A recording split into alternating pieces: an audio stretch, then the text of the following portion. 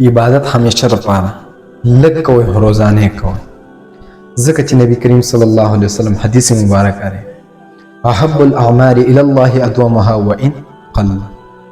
نبی کریم صلی الله علیه وسلم فرمای الله رب عزت هغه عمل ډیر غوره دی چې کم یو کس لږی هو چې روزانه یو ځل نبی کریم صلی الله علیه وسلم خپل صحابه را یا رسول الله صلی الله علیه وسلم موږ اجازه راکړه د زیات عبادت کول لپاره. نبی کریم صلی الله علیه وسلم ورته فرمای منه وکړه تاسو هغه عبادت کوئ لږ کوئ خو روزانه کوئ ډیر عبادت ته ضرورت نشته.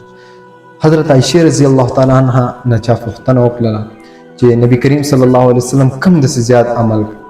حضرت عائشه رضی الله تعالی عنها ورته فرمای دې عمل نشته هر یو عمل کوي لږ خو روزانه کوي همیشه لپاره کوي. نو موږ ته دا پکار دی چې عمل دی لږ خو چې روزانه وي لږ عمل دی ذکر دی لږ تلاوت دی لږ نفل دی هو لږ چې روزانه کوي. الله رب عزت دا انتهایی زیات خوښ دی انتهایی زیات ورته خوښ دی.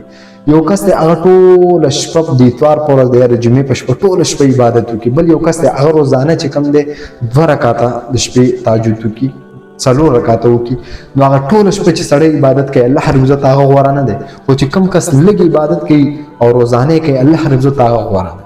موږ تاسو ته پکار دی چې عبادت لږ دی خو چې روزانه الله رب عزت هغه عمل خوښ دی. ذکر کوي لږ دی خو چې روزانه کوي تلاوت کوي لږ دی خو چې روزانه د سینې چې ورسره وګوري دی اتوار ورځ چټي جمعې ورځ چټي ټوله سپاره وایي به ټوله هفته چې کم دی سبق نه وایي داس نه کول پکار رکوع وایي خو چې روزانه الله رب عزت د عمل ډیر زیات خوښ دی.